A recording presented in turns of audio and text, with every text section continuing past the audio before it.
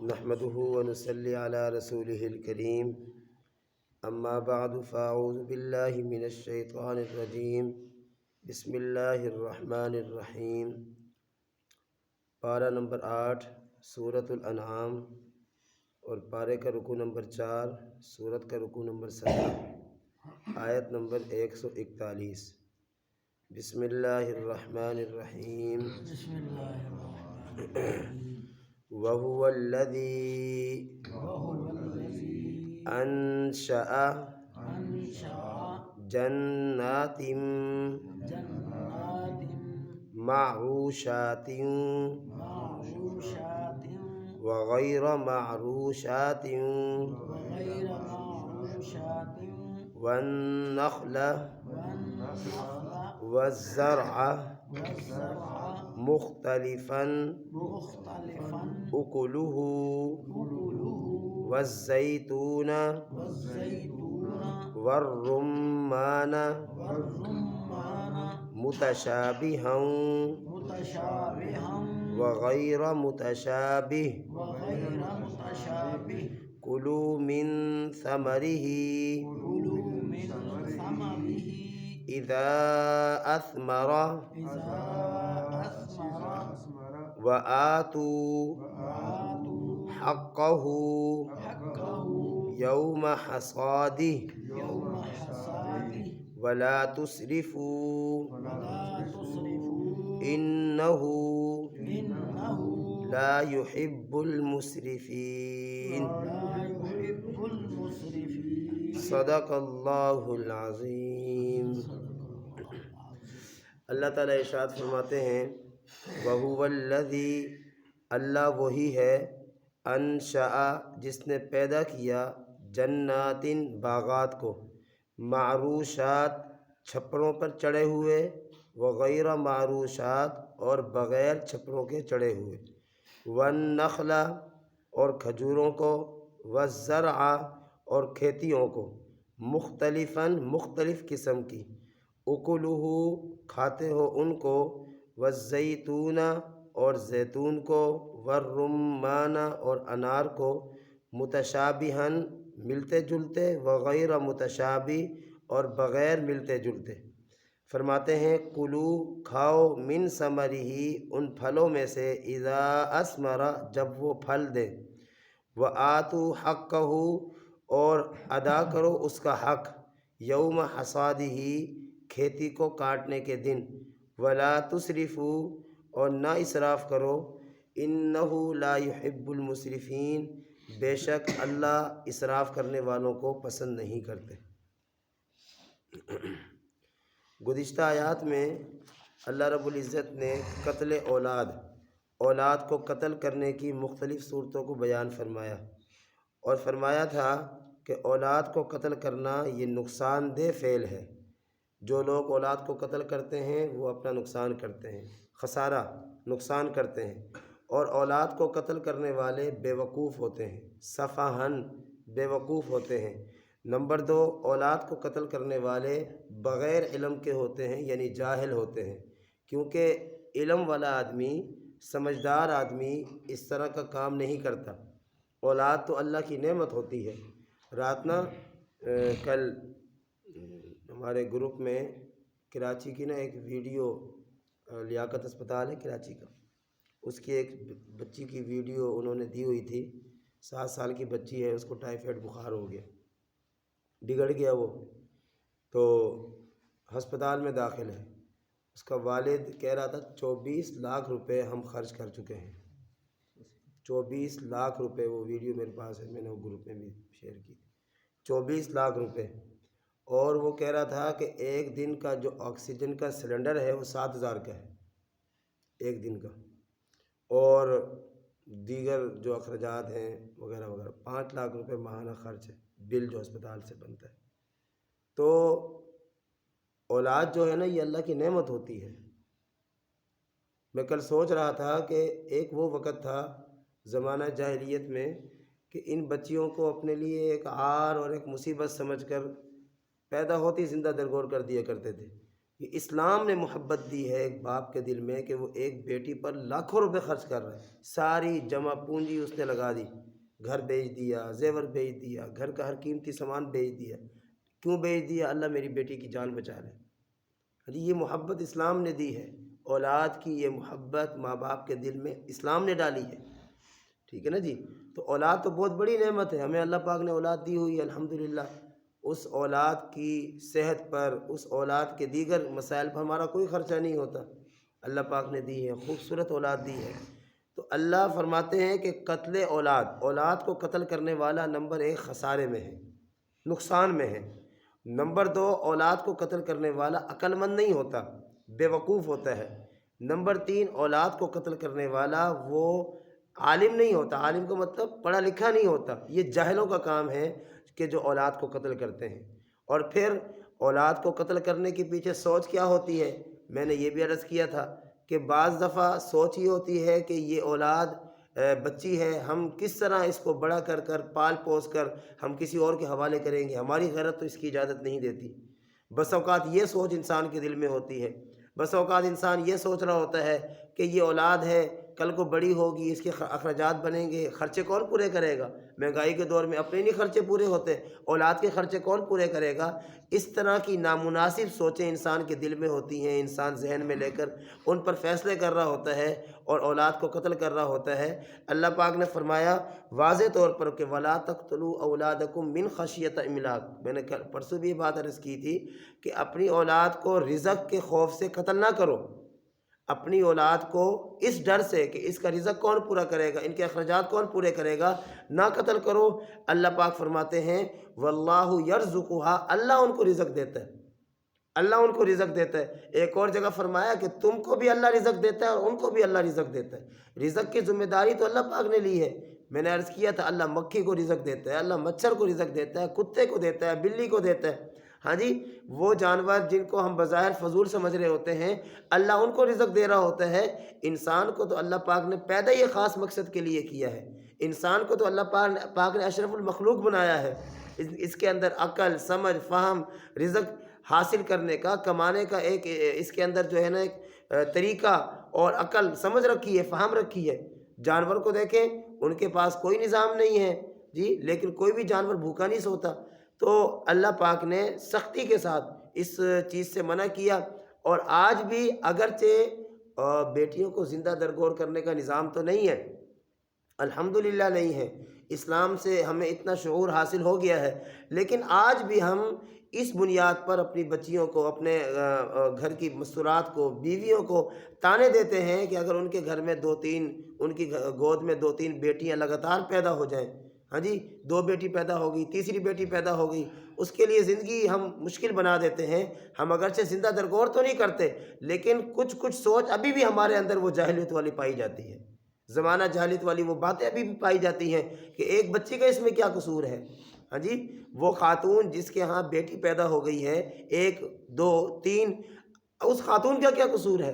اگر اس خاتون کا قصور ہے تو اس آدمی کا بھی قصور ہے، ہاں جی اس کے شوہر کا بھی قصور ہے، لیکن شوہر کو کوئی نہیں پوچھتا، سارا نزلہ زکام جو ہے نا اس بچی پر ڈال دیا جاتا ہے، اس کو جو ہے نا مورد الزام ٹھہرا دیا جاتا ہے۔ ارے بھائی بیٹا دینا، بیٹی دینا یہ میرے اللہ کے اختیار میں، بھلا یہ کہاں انسان کے اختیار میں آ گیا؟ بس اوقات اللہ سب کو بیٹے ہی بیٹے دیتا ہے، بیٹی نہیں ہوتی، وہ ترس رہے ہوتے ہیں کہ اللہ کو بیٹی دے دے۔ ہاں جی، ہمارے وہ ایک شاہ صاحب ہیں، ان کی 4 بیٹے، وہ بیچارے اکثر کہتے ہیں انہوں نے بھائیوں کی بیٹیاں لے کر پالی ہیں۔ ہاں جی، بیٹی تو گھر کے اندر ایک پھول ہوتی ہے، ہاں جی بیٹی سے گھر کے اندر محبت کے رنگ نکھرتے ہیں، بیٹی کی وجہ سے گھر کے اندر ایک پیار اور محبت کا ماحول بنتا ہے۔ بھئی سمجھ آ رہی ہے؟ یہ حقیقت ہے، جس گھر میں بیٹی نہیں ہوتی اس گھر کے لوگوں کا مزاج اکھڑا ہوتا ہے، ان کے مزاج میں جو ہے نا ایک قسم کا تناؤ ہوتا ہے۔ بیٹی تو اللہ پاک کی رحمت ہے، اور حدیث پاک میں اللہ کے نبی صلی اللہ علیہ وسلم سبحان اللہ عجیب سا انداز ہے میرے محبوب نبی علیہ الصلوۃ والسلام کا، فرمایا کہ جس کی 2 بیٹیاں ہوں اور پھر وہ باپ اپنی ان بیٹیوں کی پرورش کرے، تربیت کرے، جوان ہونے پر ان کا نکاح کرے، رسول اکرم صلی اللہ علیہ وسلم نے فرمایا کہ وہ تربیت کرنے والا باپ اور میں کل قیامت والے دن جنت میں یوں اکٹھے ہوں گے، یوں اشارہ فرمایا اکٹھے ہوں گے۔ تو صحابہ کرام رضی اللہ تعالیٰ عنہ مجمعین کہتے ہیں، ان میں سے ایک صحابی نے سوال کیا اللہ کے نبی جس کی 3 ہو، فرمایا 3 والی کو بھی جو ہے نا یہی فضیلت ملے گی۔ کتنی بڑی فضیلت ہے۔ رسول اکرم صلی اللہ علیہ وسلم نے یہ ان جیسے لوگوں کے لیے اور یہ تو بہت بڑی نعمت ہے، جنت میں جانے کا آسان سا نسخہ۔ بھائی سمجھ آ رہی ہے؟ عمل کر کے جنت میں ہم کہاں جا سکتے ہیں؟ ہماری نمازیں ہیں اس قابل، ہم نمازیں پڑھ کر جنت میں چلے جائیں، روزے رکھ کے جنت میں چلے جائیں، کہاں ہے ہمارے پاس؟ عمل کہاں ہے؟ یہ تو بڑا آسان سا نسخہ، اللہ تو دو بیٹیاں دے دے، تو 3 بیٹیاں دے دے، ہم ان بیٹیوں کی تربیت کریں گے، پرورش کریں گے انشاءاللہ، اور جب وہ بچیاں جوان ہو جائیں گی تیرے محبوب کا حکم سمجھ کر ان کی ہم شادیاں کریں گے، ان کا فرض پورا کریں گے۔ اور یہ کبھی بھی نہ کہا کرو کہ یہ ایک بوجھ ہے ہم نے ادا کرنا ہے، بیٹیوں کا ایک بوجھ بیٹیاں بوجھ نہیں ہوتی، سمجھ آ رہی ہے؟ اور اگر یوں کہوں تو یہ غلط نہیں ہوگا، بوجھ تو بیٹے ہوتے ہیں، سمجھ آ رہی ہے؟ بوجھ تو بیٹے ہوتے ہیں، اور دکھ ایک وہ دکھ ہے جو کسی اور کی وجہ سے ملے، بیٹیوں کی وجہ سے عام طور پہ دکھ نہیں ملتا، عام طور پہ دکھ نہیں ملتا۔ اگر وہ ملتا ہے تو اس میں بیٹیوں کو کردار نہیں ہوتا، بھئی بچیاں اپنے گھر چلی گئی، وہاں ان کے لیے مسائل ہیں، ہاں جی، سکھ نہیں ہے تو اس میں بچی کا کیا قصور ہے؟ یہ تو اگلوں کا مسئلہ ہے۔ لیکن بیٹوں کی وجہ سے عام طور پہ دکھ ملتا ہے، بیٹے عام طور پہ دکھ دیتے ہیں، شادیوں کے بعد دکھ عام طور پہ بیٹے دیتے ہیں، بیٹیاں نہیں دیتی۔ بیٹی تو ماں باپ کے دکھ میں دکھی ہوتی ہے، ماں باپ کی پریشانی کو بیٹی بہت دور بیٹھ کے محسوس کر رہی ہوتی ہے، اور بیٹا ساتھ رہ رہا ہوتا ہے، ماں باپ کے ساتھ رہتا ہے، ماں باپ کے ساتھ رہ کر بیٹا ماں باپ کے دکھ کو محسوس نہیں کرتا ہے، اور ہم بیٹوں کے لیے سب کچھ کرتے ہیں، بیٹیاں محروم رہ جاتی ہیں۔ غلط بات ہے یہ۔ جو حق بیٹوں کو دیتے ہو بیٹیوں کو بھی دیا کرو، جو عزت بیٹوں کو دیتے ہو بیٹیوں کو بھی دیا کرو، ہاں جی، جو اکرام جو احترام ہم بیٹوں کو دیتے ہیں بیٹیوں کو بھی دیا کریں۔ جب بیٹیاں گھر میں آ جائیں اپنے خزانے کی جو ہے نا وہ اس کو کھول دیا کریں ان کے اوپر کہ بیٹی آئی ہے، ہاں جی، نئے قسم کے کھانے، نئے قسم کے جو ہے نا اکرام ان بچیوں کے لیے کیا جائے، تاکہ ان بچیوں کو پتہ چلے کہ ہم اپنوں میں آئے ہیں۔ اور اگر ماں باپ فوت ہو جائیں تو یہ احساس بہنوں کو نہ دلوایا جائے کہ ہم ماں باپ فوت ہو گئے، ان کو یہ باتیں بار بار کہی جائیں کہ بہن پریشان نہ ہونا، ماں باپ فوت ہو گئے، اللہ کے نظام میں ہم ہیں، اس گھر کا دروازہ تیرے لیے کبھی بھی نہیں بند ہوگا۔ وہ بہن ڈر رہی ہوتی ہے، اب تو بھابھیوں کا راج ہے، ہاں جی، اب تو بھابھیوں کی حکومت ہے، اب ابو اور امی تھوڑی رہ گئے کہ جو ہمارے لیے اس گھر کے دروازے کھلیں گے۔ وہ ڈر رہی ہوتی ہیں، وہ فون نہیں کرتی بیچاری ڈر کے مارے بھائی کو کہ کہیں بھابھی جو ہے نا تانا نہ دے دے۔ یہ ماحول ختم کرنے کی ضرورت ہے۔ اس کے پیچھے جو بھی سوچ ہے وہ زمانہ جاہلیت والی سوچ ہے، اور رب العالمین نے اور رحمت للعالمین صلی اللہ علیہ وسلم نے اس سوچ کو ختم کیا ہے، اور اس آیت میں بھی اللہ رب العزت یہی بات ارشاد فرما رہے ہیں۔ آج جو آیت ہم نے پڑھی ہے اللہ ارشاد فرماتے ہیں وَهُوَ الَّذِي أَنشَأَ جَنَّاتٍ مَّعْرُوشَاتٍ، اللہ وہ ہے جو پیدا کرتا ہے مختلف قسم کے باغات کو۔ اللہ تعالیٰ اپنی وحدانیت کو، اپنی خالقیت کو، اپنی مالکیت کو، اللہ تعالیٰ اپنی کبریائی کو بیان فرما رہے ہیں۔ اللہ کون ہے؟ انشاء جنات، جس نے باغات کو پیدا کیا۔ فرمایا کہ وہ باغات کس طرح کے ہیں؟ 2 قسم کے ہیں۔ معروشات، بعض باغات وہ ہیں جن کو تم چھپروں پہ چڑھاتے ہو، وغیرہ معروشات، بعض باغات وہ ہیں جن کو تم چھپروں پہ نہیں چڑھاتے۔ بھئی دیکھیں، باغات کی 2 قسم ہیں۔ ایک وہ باغات ہوتے ہیں جو بیلوں یعنی وہ پھل ہوتے ہیں جو بیلوں میں لگتے ہیں، ایک وہ پھل ہوتا ہے جو درختوں میں لگتا ہے۔ اب جو پھل بیلوں میں لگتا ہے ان بیلوں کی بھی 2 قسمیں ہیں۔ بعض بیل وہ ہوتی ہے جو زمین پہ پڑی رہتی ہیں اور پھل دیتی ہیں، ہاں جی، مثال کے طور پہ تربوز ہے، زمین پہ پڑی رہتی ہے وہ بیل اور وہ پھل دیتی ہے، بہترین پھل ہوتا ہے۔ خربوزہ ہے، ہاں جی، اسی طریقے سے لوکی ہے، ہاں جی، کریلے ہیں، توری ہے، یہ اس طرح کے پھل ٹنڈے ہیں۔ لیکن بعض بیلیں وہ ہیں کہ جن کو آپ اوپر چڑھائیں گے، ہاں جی، کوئی لکڑی وغیرہ رکھ کر اس کے اوپر، درختوں پر، ہاں جی، دیواروں پر، چھپروں پر ان کو چڑھایا جاتا ہے۔ اگر وہ بیل زمین پہ پڑی رہے تو پھل نہیں دیتی۔ مثال کے طور پر انگور کی بیل ہے، اب انگور کی بیل اگر زمین پہ رہے وہ پھل نہیں دیتی۔ اللہ فرماتے ہیں کہ باغات اللہ نے پیدا کیے، اللہ ہی کر سکتا ہے، ہاں جی، ہم نہیں کر سکتے، ہمارا کیا اختیار ہے؟ اور دیکھو تو صحیح، اتنا سا پودا لگاتے ہیں، ہاں جی، اتنا سا پودا، وہ پودا بھی پہلے قلم ہوتا ہے، قلم سے اس کو اتنا بڑا ہوتا ہے، ہم اس کو لا کر اپنی زمین میں لگاتے ہیں، اب وہ بڑا ہونا شروع ہو جاتا ہے۔ 2 سال کے بعد 3 سال کے بعد وہ پھل دینا شروع ہوتا ہے۔ ہم نے کیا کیا؟ اس پھل کے، میری بات سمجھے، ایک ہے کہ اس پودے کو درخت بنانے میں ہمارا کردار، وہاں تو کچھ سمجھ میں آتا ہے، پانی لگاتے ہیں، ہاں جی، کوئی کھاد سپرے اس طرح کی چیزیں ہم وہاں کرتے ہیں، اس سے وہ درخت تو بڑا ہوتا ہے، لیکن میری بات سمجھیں، اس پانی سے پھل، میری بات سمجھیں، اس کھاد سے سپرے سے پھل کے اندر جو ذائقہ ہے، اس ذائقے کو دیکھا جائے، پانی کو دیکھا جائے، آسمان زمین کا فرق ہے، ہاں جی، سپرے کو دیکھیں، اس پھل کو دیکھیں، کھاد کو دیکھیں، اس پھل کو دیکھیں، یہ میرے اللہ تعالیٰ کی قدرت ہے جو یہاں کام کر رہی ہوتی ہے، اللہ ہی کی قدرت کام کر رہی ہوتی ہے۔ انگور کی بیل ہوتی ہے، گچھے لگ رہے ہوتے ہیں، سبحان اللہ، کتنے پیارے لگتے ہیں وہ، اور پھر ایک ایک دانہ اس کا الگ ہوتا ہے، اس کو توڑ کر کھائیں، ایک ایک دانے میں، انگور کے ایک ایک دانے میں خدا کی خدائی نظر آ رہی ہوتی ہے، خدا کی قدرت نظر آ رہی ہوتی ہے۔ بیل دیکھیں، اتنی سی اس کی، اتنا سا وہ تنا ہوتا ہے، ہاں جی، زمین میں وہ لگا ہوتا ہے، تھوڑی سی جگہ پہ ہم نے لگایا ہوتا ہے، اور وہ پورے گھر پر پھیلی ہوتی ہے وہ بیل، ہاں جی، جب موسم آتا ہے تو وہ گچھے کے گچھے لگے ہوئے ہوتے ہیں، ہم بڑے پیار سے اس کو توڑتے ہیں، دھوتے ہیں، کھاتے ہیں، لیکن اللہ کا شکر ادا نہیں کرتے۔ بھائی سمجھ آ رہی ہے؟ اللہ فرماتے ہیں، اللہ وہ ہے جس نے باغات کو پیدا کیا، باغات کہیں درخت کی شکل میں، کہیں بیلوں کی شکل میں دے رہے ہیں، تو کہیں زمین پہ پڑی ہوئی ہیں، پھل دے رہی ہیں، ہاں جی، آپ پانی لگا رہے ہیں، وہ پھل دے رہی ہیں۔ بھائی سمجھ آ رہی ہے؟ اتنا بڑا تربوز ہے اور بیل دیکھو کتنی سی ہے، اللہ کا نظام ہے نا، ہاں جی، اللہ کا نظام ہے، 10 کلو کا، 15 کلو کا تربوز چھوٹی سی بیل میں وہ لگا ہوا ہے، تربوز لال ہے، بیل دیکھے کیسی ہے، پانی دیکھے کیسا ہے، اور تربوز کا ذائقہ کیسا ہے، سمجھ آ رہی ہے؟ ایک بیج ہم نے لگایا، اس ایک بیج سے ایک بیل پیدا ہوئی، اس ایک بیل میں کتنے تربوز لگ رہے ہیں، اور جب تربوز لگتے ہیں، ہر تربوز میں کتنے بیج ہوتے ہیں؟ پیچھے بیج ایک ہے، پیچھے بنیاد میں بیج ایک ہے، لیکن آگے تربوز کتنے ہیں، ہر تربوز میں بیج کتنے ہیں؟ یہ میرے خدا کی خدائی ہے۔ اللہ فرماتے ہیں، باغات کو میں نے پیدا کیا، اور ہر باغات کے اندر مختلف قسم کے پھلوں کی، کہیں بیلیں ہیں، کہیں درخت ہیں۔ فرمایا وَالنَّخْلَ، کھجور، بعض جگہوں پر کھجور کو صرف اپنی طبیعت کے خوش کرنے کے لیے ایک پھل کے طور پہ استعمال کیا جاتا ہے، اور بعض جگہ ایسی ہیں کہ وہاں کھجور بطور غذا استعمال ہوتی ہے۔ حضرات صحابہ اکرام رضوان اللہ تعالیٰ علیہ مجمعین، غالباً جابر رضی اللہ تعالیٰ عنہ کی حدیث پاک ہے، یا حضرت ابو ہریرہ رضی اللہ تعالیٰ عنہ کی حدیث پاک ہے کہ دن میں ان کو 7 کھجوریں ملتی تھی، 7 کھجوریں کھانے کے لیے، اس کے علاوہ کچھ نہیں، 7 کھجوریں وہ دن میں انہوں نے کھانی ہوتی، اور پانی پی کر اللہ کا شکر ادا کرنا ہوتا۔ پھر وہ کم ہوتے ہوتے ایک رہ گئی، غربت تھی، سمجھ آ رہی؟ ہماری طرح کی فراوانی تھوڑی تھی، آج سوچو تو ہم کیا کیا کیا کیا کھا جاتے ہیں، حساب ہی کوئی نہیں ہوتا، ایک وقت دسترخوان میں کتنے کتنے قسم کے کھانے، اور کیا کچھ اللہ پاک ہمیں کھلا رہا ہوتا ہے۔ ذرا صحابہ کرام رضی اللہ تعالیٰ عنہ مجمعین کی زندگی کو دیکھو تو صحیح۔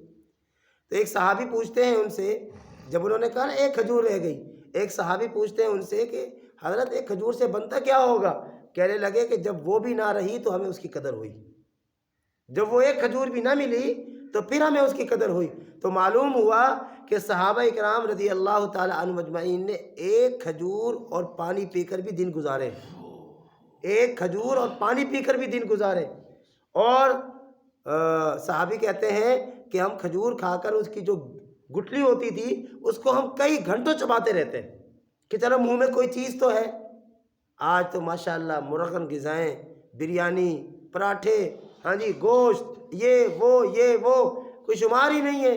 اللہ پاک نے کیا کچھ دیا ہے، اور دیا، میری بات سمجھے، ان صحابہ کرام کے صدقے، انہوں نے قربانیاں دی ہیں، اللہ پاک نے ہمیں عطا فرمایا ہے، ورنہ ہمارے حالات کیا ہیں ہم سب کو پتہ ہے۔ اللہ تعالیٰ ارشاد فرماتے ہیں وَالزَّرْعَ، اور کھیتی۔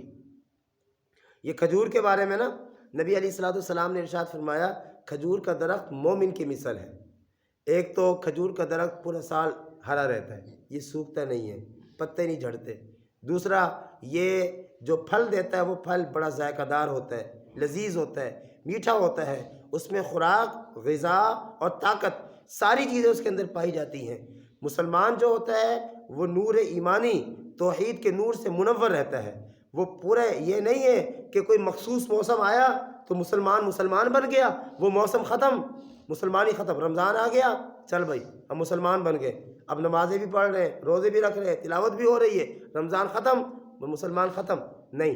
مسلمان کو اللہ کے نبی نے کھجور کے ساتھ تشبیہ، کھجور کے درخت کے ساتھ تشبیہ دی ہے۔ جس طرح کھجور کا درخت 12 مہینے سرسبز و شاداب رہتا ہے، سبز رہتا ہے، ہرا رہتا ہے، مسلمان 12 مہینے کا مسلمان ہے، مخصوص مہینے کا مسلمان نہیں ہے، مخصوص موسم کا مسلمان نہیں ہے۔ بھئی سمجھ آ گئی ہے؟ اس کا پھل وہ ہوتا کتنی بلندی پر ہے، ہاں جی، مسلمان کا اخلاق اتنا بلند ہوتا ہے، مسلمان کا اخلاق ایسا اعلیٰ ہوتا ہے جیسے کھجور کا پھل اعلیٰ ہوتا ہے، ذائقے میں، خوبصورتی میں، خوشبو میں، ہر چیز میں وہ اعلیٰ ہے۔ مسلمان کا اخلاق بھی ایسا اعلیٰ ہونا چاہیے۔ رسول اللہ صلی اللہ علیہ وسلم نے کھجور کے درخت کے ساتھ مسلمان کو تشبیہ دی ہے، فرمایا وَالزَّرْعَ، کھیتی، کوئی ایک کھیتی ہے، کہیں سبزی، کہیں پھل، ہاں جی، کہیں گندم، کہیں چاول، کہیں جو، کہیں چنا، کہیں کچھ کہ بندہ صرف ایک گندم ہوتی کھا کے تھک جاتے، اللہ پاک نے گندم دے دی، جب تھک جاؤ چاول کھا لو، ہاں جی، بنگلہ دیش میں چاول ہی چاول ہوتے ہیں، ہاں جی، اللہ پاک نے ہمیں چاول بھی دی، گندم بھی دی ہے، جو بھی، چنا، ہر چیز دی ہے، مختلف قسم کی سبزیاں، ایک سبزی نہیں ہے، جا کر دکان پر دیکھیں انسان کے لیے فیصلہ کرنا مشکل ہو جاتا ہے کہ کون سی لے کر جاؤں، اتنی وہاں سبزیاں رکھی ہوتی ہیں، پھل، کہیں سیب ہے، ہاں جی، کہیں انگور ہے، کہیں کیلا ہے، کہیں امرود ہے، کہیں ناشپاتی ہے، ہاں جی، کہیں آڑو ہے، کہیں خوبانی ہے، مختلف قسم کے پھل ہیں، اور بہت سے پھل تو ایسے ہم نے دیکھے بھی نہیں ہیں، لیکن اللہ پاک کی نعمت موجود ہے، یہ سب کچھ اللہ دیتے ہیں۔ فرمایا مختلف قسم کی کھیتیاں، اکلوہ، اور تم اس کو کھاتے ہو، اور کھاتے ہو اللہ کا شکر ادا نہیں کرتے۔ والزیتون، اور زیتون، نبی علیہ الصلوۃ والسلام کی حدیث مبارکہ ہے کلوا الزیت، زیتون کو کھاؤ، وادہنوا، اور اس کی مالش کرو، فإنہ من شجرۃ المبارکہ، اس لیے کہ یہ بابرکت درخت سے آیا ہے۔ زیتون کو کھانا اور زیتون کے تیل کی مالش کرنا، اللہ کے نبی صلی اللہ علیہ وسلم اس کا حکم دے رہے ہیں۔ ہمارے ہاں تو اب ڈالٹا بھی نہیں ملتا، اب تو ڈالٹا بھی نہیں ملتا، ڈالٹا پھر بھی کسی کام کا ہوتا تھا، اب تو پتہ نہیں وہ مختلف قسم کی کمپنی آ گئی ہیں، پتہ نہیں وہ کیا دے رہی ہوتی ہیں، ٹھیک ہے۔ یہ انتہائی معذرت کے ساتھ بھائی، یہ مرغیاں وغیرہ جو ان کا وہ گند ہوتا ہے، ہاں جی، وہ ڈرم میں ڈالتے ہیں، شام کو گاڑیاں اٹھا کے اس کو لے جاتی ہیں، اس کا پتہ نہیں کیا کچھ آگے بنتا ہے، اور ہم کھا رہے ہوتے ہیں بڑے ذائقے لے کے، مزے لے کے، ہمیں نہیں پتہ کہ اس کے پیچھے ہے کیا۔ اور بھائی جو ہماری گھر کی عورت چیز تیار کرتی ہے نا، پاکیزہ، صاف ستھری، عورت بھی صاف ستھری، ہاتھ بھی صاف ستھرا، برتن بھی صاف ستھرا، آگے ماحول بھی صاف ستھرا، اس کی جو لذت ہے نا، جو ذائقہ ہے، کہاں ہے بازار کی چیزوں میں؟ لیکن ہم مرتے ہیں بازار کی چیزوں میں، وہ مختلف چیزیں ڈال کے ذائقہ بنا دیتے ہیں، ہم کھاتے ہیں۔ اللہ تعالیٰ ارشاد فرماتے ہیں والزیتون، زیتون آج انتہائی مہنگا اور قیمتی پھل ہے، یہ جنت کا پھل ہے، یہ سمجھ آ رہی ہے؟ اس کو بطور اچار بھی استعمال کیا جاتا ہے، بطور پھل بھی استعمال کیا جاتا ہے، اس کا تیل نکال کر، آئل نکال کر اس کو بطور غذا بھی استعمال کیا جاتا ہے۔ اور رسول اکرم صلی اللہ علیہ وسلم نے فرمایا کہ بہترین سالن زیتون ہے، بہترین سالن زیتون ہے، اور پیغمبر نے فرمایا کہ جس کے گھر میں زیتون موجود ہے اس کے گھر میں جو ہے نا وہ فاقہ نہیں ہے، سمجھ آ رہی ہے؟ اس کے گھر میں وہ، یعنی یوں نہیں کہہ سکتے کہ میرے گھر میں کھانے کی کوئی چیز موجود نہیں ہے۔ فرمایا والرمان، اور انار، کہیں ترش ہے، کہیں میٹھا ہے، کہیں کھٹا میٹھا ہے، کہیں لال ہے، کہیں سفید ہے، ہاں جی، جو میٹھا ہے، لال ہے، وہ کھانے کے طور پر استعمال ہوتا ہے، ہم استعمال کرتے ہیں، اور جو ترش ہے وہ انار دانے کے طور پر استعمال ہوتا ہے، اس کا انار دانہ بنا لیا جاتا ہے، ہاں بھائی، اور انار دانے کو پھر ہم مسالے کے طور پر استعمال کرتے ہیں۔ اللہ پاک نے ایک ہی چیز کے کئی مصرف رکھے ہیں، فرمایا متشابہن، ملتے جلتے، وغیرہ متشابہن، اور بغیر ملتے جلتے۔ آپ سیب کو دیکھیں، ناشپاتی کو دیکھیں، دونوں میں کوئی فرق محسوس نہیں ہوتا ہے، سیب اور ناشپاتی، لیکن جب کھائیں گے اس کا ذائقہ اور ہے، اس کا ذائقہ اور ہے۔ یہاں مالٹا ہے، موسمی ہے، فروٹر ہے، اب موسمی کی کئی قسمیں، شکل ایک ہی ہے، ذائقہ الگ الگ ہے، نام الگ الگ ہے، ہوتا ایک ہی زمین سے ہے۔ ریتلی زمین پہ سب سے جو خوش پھل ہے وہ یہ مالٹا موسمی ہے، ریت ہے نیچے، اللہ تعالیٰ عطا فرما رہے۔ فرمایا کلوا من ثمرہ، کھاؤ من ثمرہ، پھلوں میں سے، اذا اثمر، جب وہ پھل ملے، جب پھل لگے دیواروں پر اپنا درختوں پر ان کو کھاؤ. اور فرمایا وآتوا حقہ یوم حصادی، جس دن کھیتی کو کاٹو اس کا حق ادا کرو. اب یہ حق کیا ہے؟ یہ عشر وغیرہ. او بھئی آہستہ. جس دن کھیتی کو کاٹو، فصل کو کاٹو، اس کا حق ادا کرو. اب حق کیا ہے؟ عشر، صدقہ خیرات. اس کی تفصیل انشاءاللہ میں کل عرض کروں گا. فرمایا کہ ولا تسرفوا، اور اسراف نہ کرو. اسراف نہ کرو. ایک کام اگر 10 روپے میں پورا ہو رہا ہے تو 20 روپے نہ لگاؤ. میری بات سمجھ آ رہی ہے؟ ایک کام اگر 2 سوٹ سے پورا ہو رہا ہے 4 نہ سلواؤ. بھائی سمجھ آ رہی ہے؟ ایک کام میں اگر جو ہے نا ہم تھوڑا لگا کر پورا کر سکتے تو وہاں زیادہ نہ لگاؤ. منع فرما رہے ہیں اللہ. فرما رہے ہیں انہ لا يحب المسرفین، اللہ اسراف کرنے والوں کو پسند نہیں کرتے. قرآن پاک میں دوسری جگہ فرمایا ان المبذرین کانوا اخوان الشیاطین، اسراف کرنے والے، فضول خرچی کرنے والے وہ شیطان کے بھائی ہیں. اور ہمیں دیکھیں ہم شادی کر رہے ہیں، برات جا رہی ہے روڈ کے اوپر، شیشے سے ایک بچے کو باہر نکالا ہوا ہے، وہ آدھا باہر بیٹھا ہوا ہے آدھا اندر، ڈرتے بھی نہیں ہے خدا نہ خواستہ کوئی حادثہ ہو جائے. پیسوں کی گڈی اس کے ہاتھ میں اڑائی جا رہا ہے، اڑائی جا رہا، اڑائی جا رہا. ہزاروں روپے ہم اس خوشی کے نام پر ضائع کر رہے ہیں. ہم بھول جاتے ہیں کہ یہ پیسہ دینے والا حساب بھی لے گا. کیوں پھینکے تھے اس طرح؟ ان کو اپنے کاموں میں لگاؤ. کیوں اسراف کرتے ہو؟ اسراف کرنا یہ شیطان کا کام ہے. اسراف کرنے والا شیطان کا بھائی ہے. اللہ قرآن پاک میں ارشاد فرما رہے ہیں. اور ذرا ہم دیکھیں کہ ہماری زندگی کیسی ہے. کتنی فضول خرچی ہم کر رہے ہوتے ہیں، کتنی زیادہ فضول خرچی کر رہے ہوتے ہیں.